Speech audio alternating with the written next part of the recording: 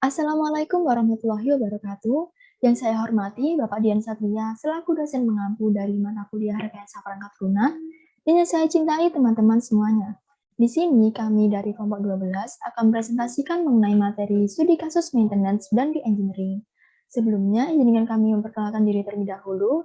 Kelompok kami terdiri dari 3 orang anggota, di antaranya yaitu saya sendiri, Atin Hayati dengan NPM 20826101115, Putrija Violeta Fernando dengan NPM 20826101140, dan Apriliana Pramesinta Kusumaning Ayu dengan NPM 20826101146. Jurnal yang kami jadikan sebagai referensi yaitu berjudul Analisis Proses Maintenance Aplikasi dengan Studi Kasus Aplikasi Web Emisi Gas Rumah Kaca pada Sektor Industri di Kementerian Perindustrian.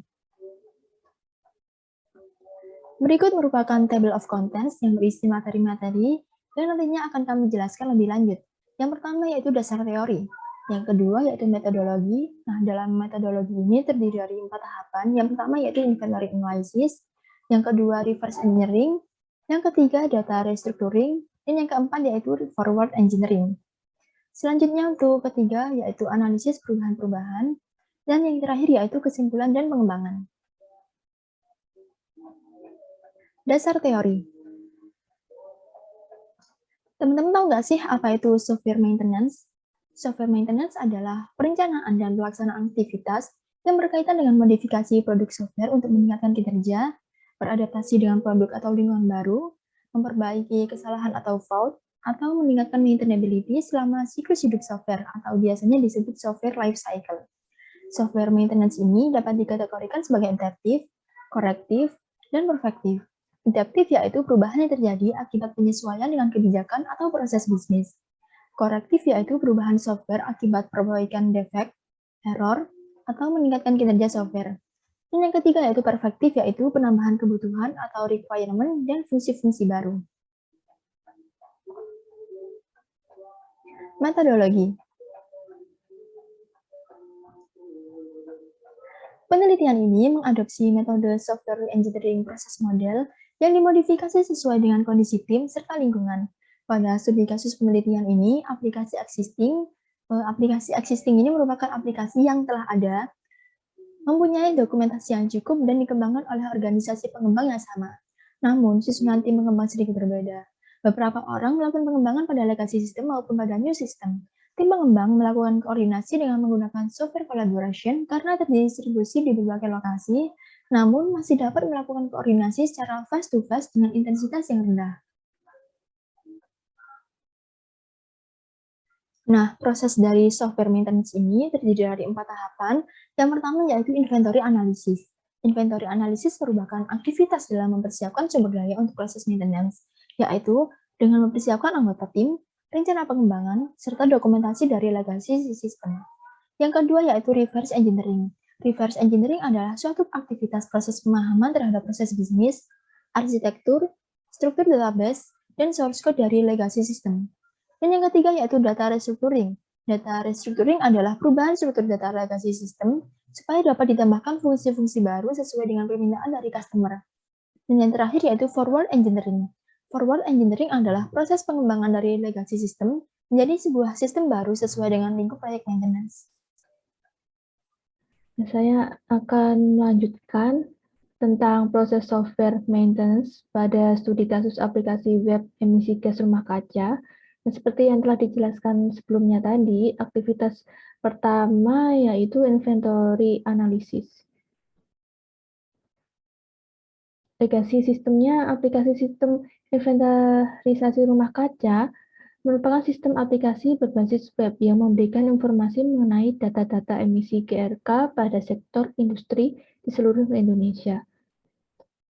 Aplikasi ini terdiri dari 8 jenis industri, yaitu ada industri baja, pulp dan kertas, kimia, tekstil, gula rafinasi, minyak goreng, dan keramik. Nah, sistem aplikasi ini memberikan pelaporan individu untuk masing-masing industri, serta pelaporan secara total keseluruhan mengenai jumlah emisi GRK yang dikeluarkan. Jumlah emisi GRK dalam proses ini meliputi emisi gas CO2, CH4, dan N2O. Masing-masing emisi gas tersebut dihitung dengan metode IPCC maupun NME. Hasil dari perhitungan emisi masing-masing gas tersebut kemudian dijumlahkan dan disebut dengan jumlah emisi GRK. Nah, pada new system, berdasarkan fitur yang ada dalam legacy system, maka data yang ada dalam aplikasi tersebut bersifat sekali pakai.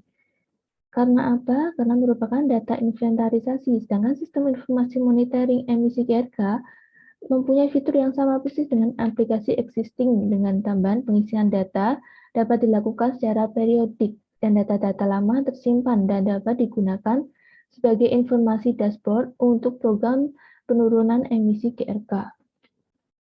Untuk fitur-fitur yang ditambahkan, itu ada fitur verifikasi untuk melakukan verifikasi data dari pihak kementerian, lalu from IPCC Energi, from IPCC Waste, from IPCC Proses untuk masing-masing tier, ada tier 1, 2, dan 3, untuk perbaikan view dan informasi mengenai pelaporan individu dan pelaporan total.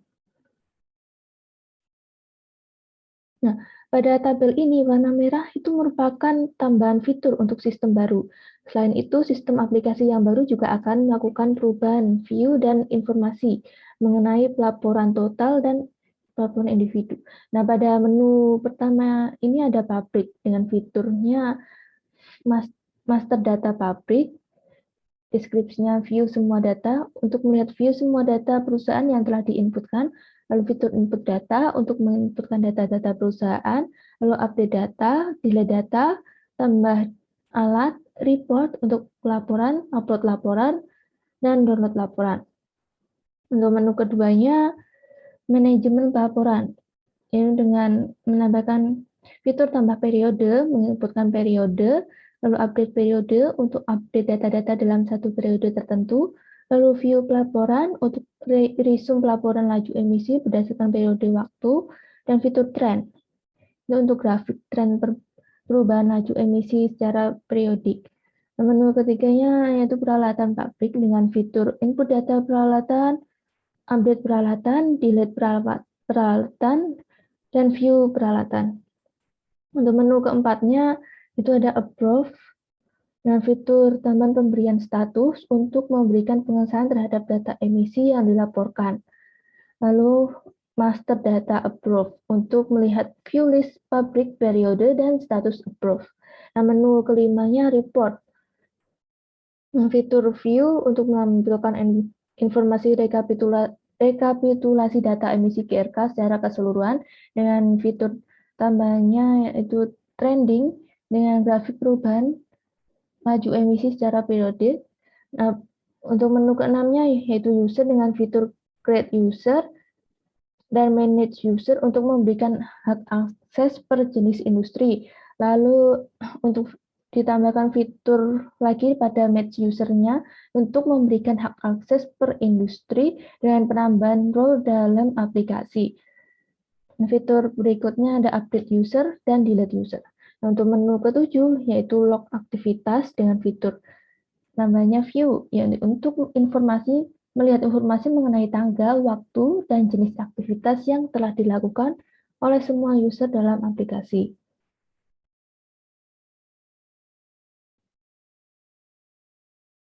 Selanjutnya adalah aktivitas kedua, yaitu reverse data restructuring dan forward engineering. Legacy sistemnya, struktur utama program dalam aplikasi existing atau inventarisasi gas rumah kaca tadi itu terdiri dari kelas pabrik, kelas bahan bakar, dan kelas alat. Kelas pabrik memiliki relasi one-to-many dengan beberapa kelas alat.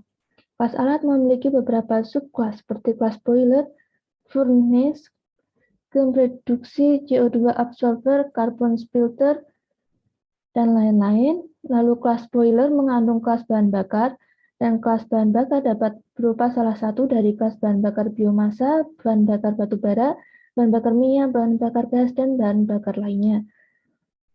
Untuk kelas bahan bakar terdapat pada kelas furnace, reduksi, kalsinasi, incinerator, dan lain-lain. Nah, untuk informasi terkait jenis pembangkit terdapat pada kelas PLTD, PLTG, atau PLTU yang dikandung oleh pembangkit listrik. Struktur data legasi sistem utama. Tabel pabrik yang berelasi dengan beberapa tabel di antaranya. Seperti yang kita lihat pada gambar 7 ini, struktur data merupakan struktur dari data pabrik dan pembangkit. Nah, tabel pabrik yang berelasi dengan beberapa tabel di antaranya yaitu tabel alat, pembangkit listrik, CO2 absorber, pirolisi, carbon fillet, cracking, reformer, IPCC, IPAL, ingenerator, grain pengering, grain kalsinasi, dan grain pengering. Tabel alat berelasi dengan tabel PLTU, PLTD, PLTG, boiler, bahan bakar batubara, bahan bakar minyak, bahan bakar gas, bahan bakar biomasa, bahan bakar lainnya, seperti furnace listrik induksi, furnace listrik elektroda karbon. Pada tabel gas, buang berelasi dengan furnace listrik induksi, grain pengering, dan grain pereduksi. Nah, berikut ini adalah kelas diagram dari pabrik, dan ini adalah kelas diagram dari bahan bakar.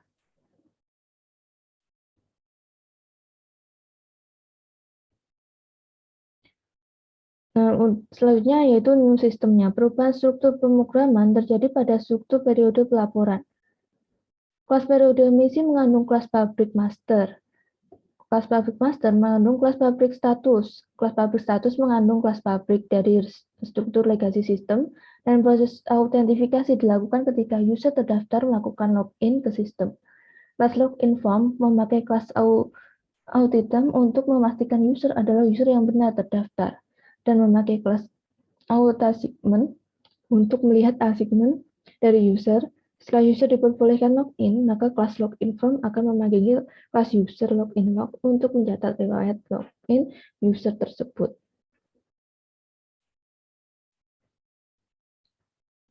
Nah, berikut ini yaitu gambar dari struktur data pabrik dan bahan bakar yang saling berelasi, dan ini kelas dari diagram periode emisi.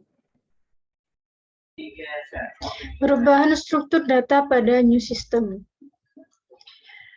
Di sini kita dapat melihat penambahan konsep periode pelaporan, kemudian penambahan form pengisian data IPCC dalam 3 pilihan tier, yaitu energi, proses, dan limbah.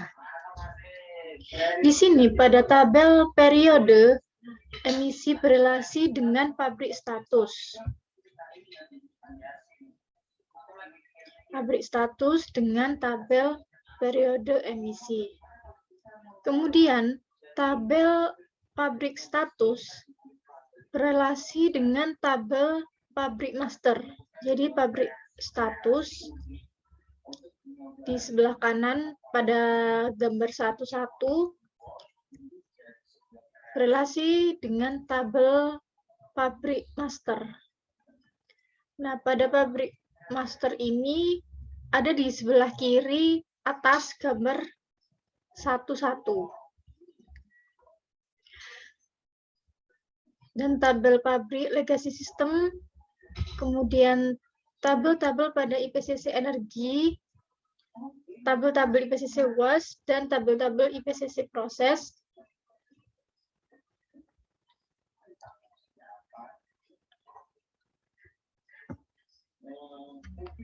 Relasi antar tabel pada form IPCC energi terjadi antara tabel pabrik status dengan IPCC energi tier 1, IPCC energi tier 2, dan IPCC energi tier 3 yang dapat dilihat pada gambar 1.3 IRD IPCC energi di sebelah kanan ini. Kemudian tabel pabrik status berelasi dengan tabel IPCC waste tier 1 incinerator liquid. Kemudian tabel IPCC waste tier 1 incinerator solid. Tabel IPCC waste tier 1 landfill solid. Dan tabel IPCC waste tier 1 wastewater. Ini pada gambar 1.4.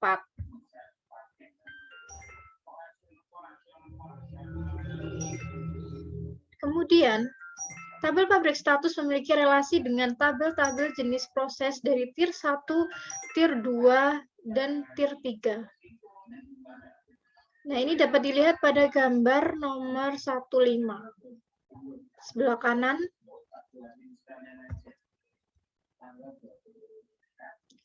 C. Analisis perubahan-perubahan. 1. Penambahan fungsional legacy system. Penambahan fungsional legacy system yaitu menambahkan fitur pengisian data emisi secara periodik, serta menyimpan jejak data di setiap periode yang ada. Proses verifikasi data emisi yang telah diinputkan ke dalam sistem di setiap periodenya. Pembuatan form pengisian data emisi sesuai dengan pelaporan IPCC 2004. Pada nomor 2, yaitu penambahan struktur dan tambahan, data tambahan. Pada struktur data tambahan tersebut, memecah tabel pabrik pada legacy system menjadi tabel pabrik master dan tabel pabrik status. Yang ada pada tabel pabrik status ini di gambar 11.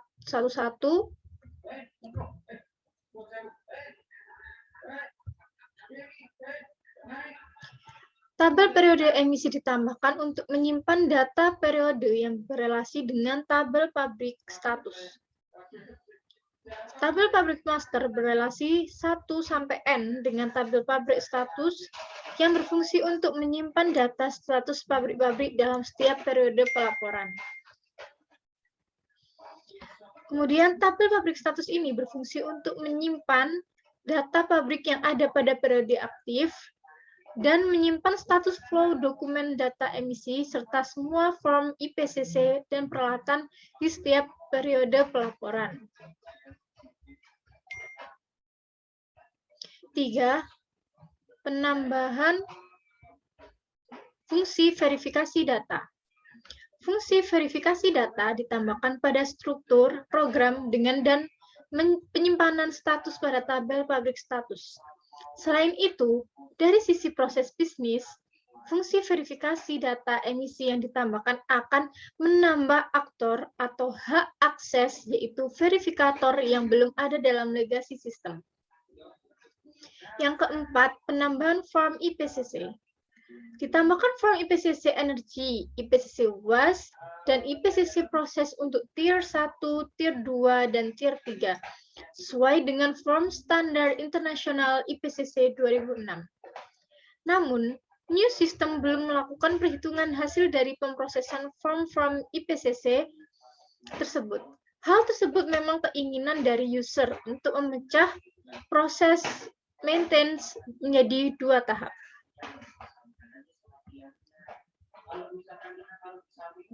D. Kesimpulan dan pengembangan. Perubahan aplikasi pada tahap maintenance ini merupakan perubahan yang bersifat korektif dan perfektif karena berkaitan dengan memperbaiki bug pada tahap pengembangan yang masih tersisa serta penambahan fungsi monitoring, pelaporan secara periodik, dan penambahan form IPCC. Secara struktur data dan struktur program, penambahan periode ini akan mengubah arsitektur legacy system, sehingga new system dapat diisikan data emisi secara periodik, dan jejak setiap periode data tersebut dapat dilaporkan. New system dapat dikembangkan menjadi aplikasi yang sempurna dari sisi fungsi dan menambahkan proses perhitungan dari hasil input form IPCC. Selain itu, sebaiknya new system tersebut diuji cobakan ke industri pengguna sehingga diperoleh masukan untuk jenis-jenis file yang sesuai dengan kondisi lapangan di masing-masing industri. Sekian penjelasan dari kelompok kami. Wassalamualaikum warahmatullahi wabarakatuh.